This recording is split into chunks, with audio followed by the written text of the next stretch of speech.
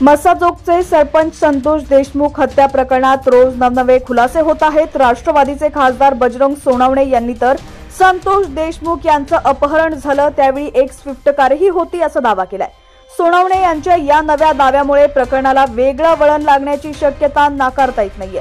संतोष देशमुख यांचं अपहरण करताना स्विफ्ट गाडी कुणाची होती, त्यांना नंतर घर कुणी राहायला दिलं, या सगळ्या गोष्टी तपासात समोर येतील। खंडणीमधील जे आरोपी होते ते कुणाच्या घरात राहत होते, कुणी गाड्या पुरवल्या, हे पोलीस तपासात सगळं समोर येईल। परळी बाहेरचा विषय खूप मोठा आहे। केसमध्ये गुंडांची टोळी निर्माण झाली आहे असे नवनवीन दावे खासदार बजरंग सोनवणे यांनी केलेला आहे।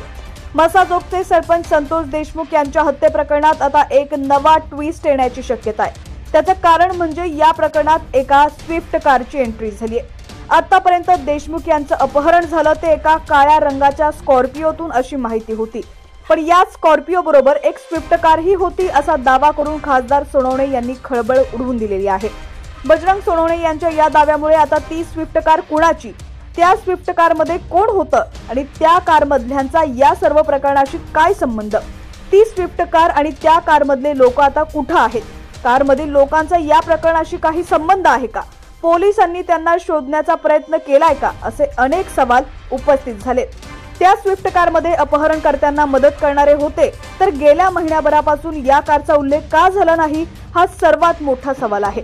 देशमुख हत्या प्रकरणाच्या तपासाला या स्विफ्ट कारनं नवीन वळण देण्याची शक्यता आहे, त्यामुळे या कारबाबत लवकरात लवकर सर्व खुलासे होणं गरजेचं आहे।